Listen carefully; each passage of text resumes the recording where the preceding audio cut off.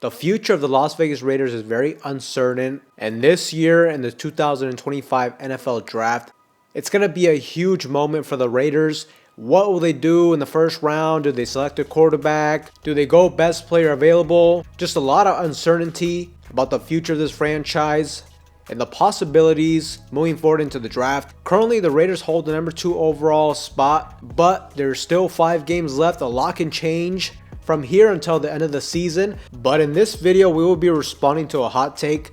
This is essentially going to be a video series where we will respond to takes earlier this week on the community page.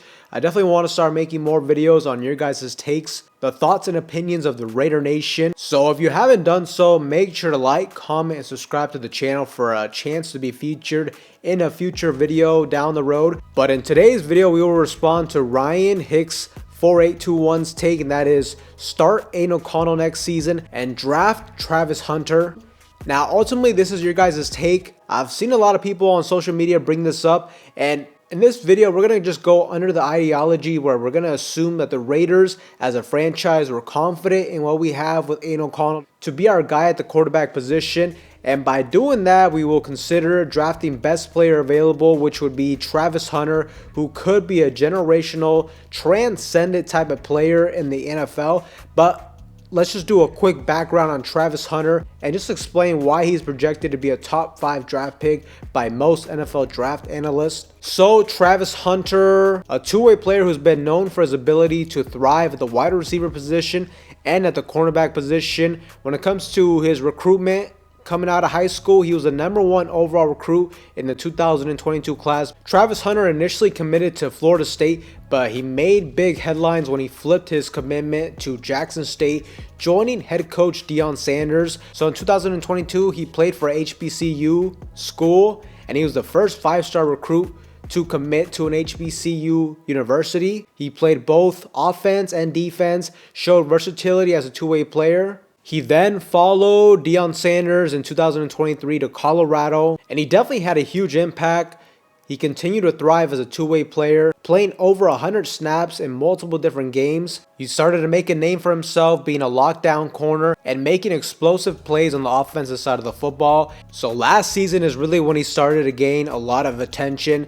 And just fast forward to this season, the 2024 college football season. A quick look at his statistics. First, let's focus on the offensive side of the football as a wide receiver. Currently, he has 92 receptions, which is 3rd in the nation, 1,152 receiving yards, 4th in the nation, 14 receiving touchdowns, 2nd in the nation. He averages 7.7 receptions per game and averages about 96 receiving yards per game. So Travis Hunter has been a dynamic offensive weapon for quarterback Shedeur Sanders, consistently producing explosive plays and leading Colorado's passing attack. And now jumping to the defensive side of the football as a cornerback, he has 32 tackles, 21 solo, 11 assisted. He has 4 interceptions. He has 11 pass breakups. He has 1 tackle for loss, 1 forced fumble, and out of 343 coverage snaps, he has only allowed 20 receptions, 187 yards, and 1 touchdown, and he has only given up 6 first downs. So on defense, Travis Hunter has been showcasing elite coverage skills. He's been a ball hawk and he's been pretty physical when it comes to tackling in key situations. But as you can see from those statistics alone, he's just been dominating as a wide receiver and as a cornerback, which is something that has been unheard of and unseen at the college football level. He has crazy athleticism. He has exceptional speed, fluidity, and explosiveness. When it comes to defense, he has really good coverage skills with elite ball skills. And on the offensive side of the football, he's got natural hands, sharp route running, and he's very dangerous when it comes to yards after the catch, and just seems like a player that has a knack for big plays. And all this has just led him to be a potential Heisman Trophy winner this season. And there's just few players in modern football history that have contributed at an elite level on both sides of the football. Now, when it comes to his NFL draft profile and stock, like I said, most people view him as a top 3, top 5 prospect. A lot of people think he'll go number 1 overall. His strengths as a player, obviously that rare two-way ability.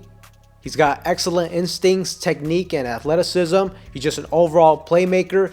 versatility as well, being able to play wide receiver and cornerback. And some of the knocks on his game is potential question marks about his durability, especially if he wants to play so many snaps at the next level. And with him playing so many snaps already in college, he's also a little bit skinny as well when it comes to his frame. He's definitely going to have to bulk up. And, I think some teams may want to figure out what his primary position will be, and they'd rather focus on him concentrating on one position than trying to play both at the next level. But when you're talking about Travis Hunter, you're talking about a generational talent. His ability to excel as a cornerback and a wide receiver, the swagger and charisma he brings onto the football field has just made him a must-watch player. And also, John Gruden recently compared Travis Hunter to Charles Woodson, and that got many Raiders fans very excited, as we all know how much a guy like Charles Woodson did to our organization. But should the Raiders draft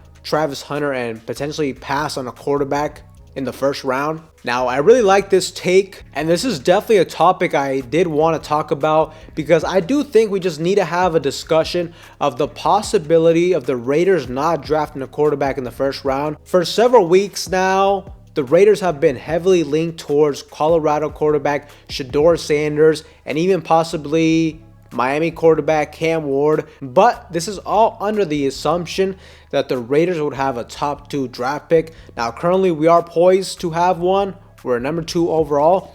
But with how the Raiders have been playing the past few weeks, they've been playing a lot more competitive. You can tell the team hasn't quit. They haven't mailed it in.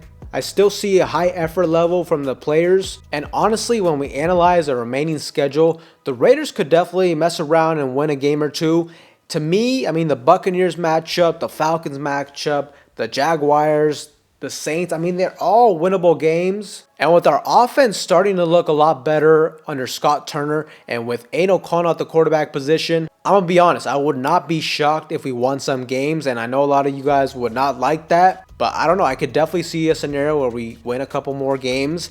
And a crucial game when it comes to draft standings will be against the Jacksonville Jaguars. That's going to be the Tankathon game. That's going to be the Tank Bowl, if you want to call it that. That could really determine any type of tiebreaker scenario. So if the Raiders, let's say they win 2 more games this season, they go 4-13, there could be a legit possibility that they could be number 3 overall, number 4, number 5. It really just depends how other teams fare out and just how many games we win, and ultimately too if we beat the Jaguars. And ultimately, if we are in a scenario where we're out of the top 2, out of the top 3, there could be a chance that we could miss out on Shedeur Sanders and on Cam Ward.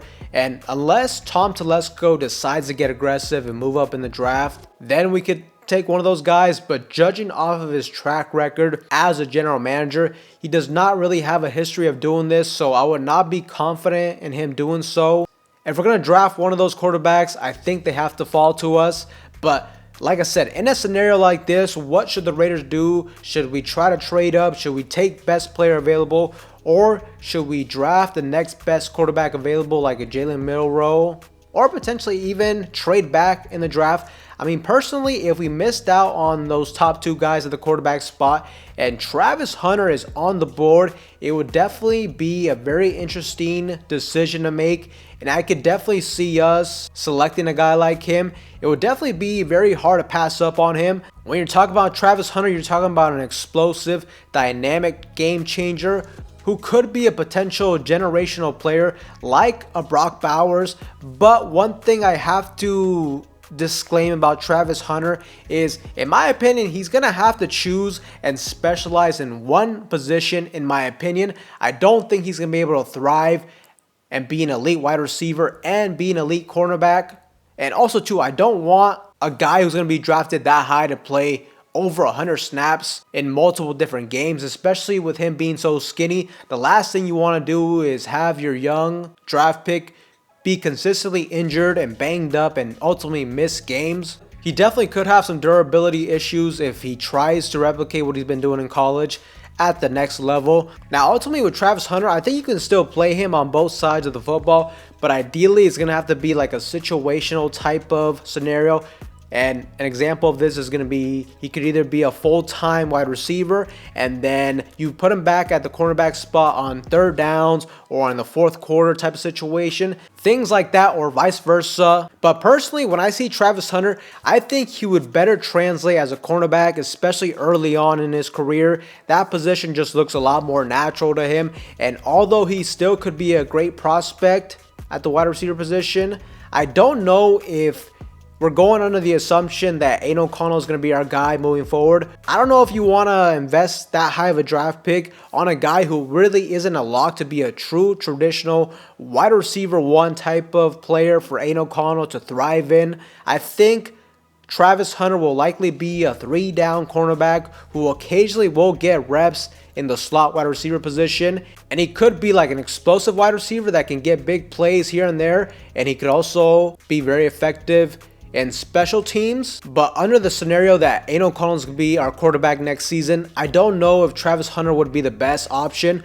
Personally, I feel like if you truly believe in Aiden O'Connell as being our franchise guy, I think another really good option, and probably an option that I would prefer, is that we try to get the best running back in this year's draft. And with the Raiders, let's say we have the number 4 overall pick, number 3, whatever the case may be, the Raiders may be in a good position where they could trade back maybe into like the 8th, 9th position of the draft, and we could potentially get the best running back in this year's draft, Boise State running back Ashton Jeanty, who could very well be an elite running back at the next level. The guy is an absolute monster. He reminds me like a Marshawn Lynch, beast mode type of running back. Reminds me a little bit like of a Derrick Henry type, just a very physical runner, a hard guy to bring down. And personally, if we went this route with Aiden O'Connell being our starting quarterback, I think you should really prioritize building up the trenches up front on the offensive side of the football throughout free agency and throughout the NFL draft, and get him one of these top-end running backs in the draft.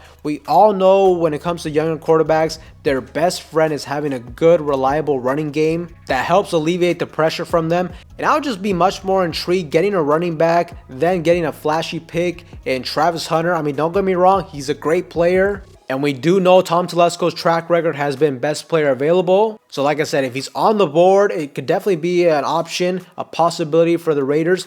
But when it comes to the offensive side of the football, I just think you really have to prioritize the trenches, the quarterback spot on offense. I think you have to prioritize these things over focusing on getting another skill weapon. If you look at it, good teams in the NFL, they build their teams from the inside to the outside. They build up the offensive and defensive line, and then they go after the flashy players, the cornerbacks, the wide receivers. Because without a solid offensive line and a running game, you could have multiple different all-pros at the wide receiver position, at the tight end position, and it likely won't translate to a winning product on the field. Plus, the Raiders already have an all-pro and tight end Brock Bowers, so I would not prioritize a wide receiver over building up the offensive line and a running back, because this year is the year to get yourself a top-end running back who could help us replace the void we have with Josh Jacobs leaving. But this is something to take into consideration. We need a backup plan if the top 2 quarterbacks are off the board, if they're just unattainable. But to be honest, if I was a Raiders GM and Cam Ward or Shedeur Sanders were on the board with my pick, I would not pass up on them. I think the Raiders as a franchise, we have neglected the most important position in football, that quarterback position, in the NFL draft for way too long now. It's been years since we drafted a first-round quarterback. I think ultimately we need to take a gamble on one of these young, talented quarterbacks. Now, something to take into consideration is this is not a knock on Aiden O'Connell. But let's be honest, we're not 100% sure on what we have with O'Connell. And also, by us drafting a quarterback, I mean, it doesn't necessarily guarantee that O'Connell is going to be our backup quarterback, as I think a young quarterback room, I think that'll be good for both of these guys. I think it's good to bring some competition at the quarterback position, and I think it would bring out the best in both of those two. Now, obviously, if you draft a Cam Ward or a Shedeur Sanders, you're going to want them to be the franchise quarterback because you invested such a high draft pick. But in a scenario where you didn't have to trade up and give up multiple different first-round picks down the road, I think that's a really good scenario for the Raiders, because you have a dependable guy in Aiden O'Connell. He's a guy that's going to have NFL experience. He's a guy with a chip on his shoulder who's a walk-on Purdue. So he's going to give that young rookie a healthy amount of competition. It also puts us in a scenario where if we feel like our young rookie quarterback isn't ready to start week 1, well, we can throw Aiden O'Connell out there. And ultimately, I just want whoever we draft at the quarterback position to have competition. I don't want them to just get the position handed to them. And by us having O'Connell and a young quarterback, that's exactly what that does. But that's personally how I would address this year's draft. But Raider Nation, I definitely want to get you guys' feedback. Let me know what you guys think about this topic.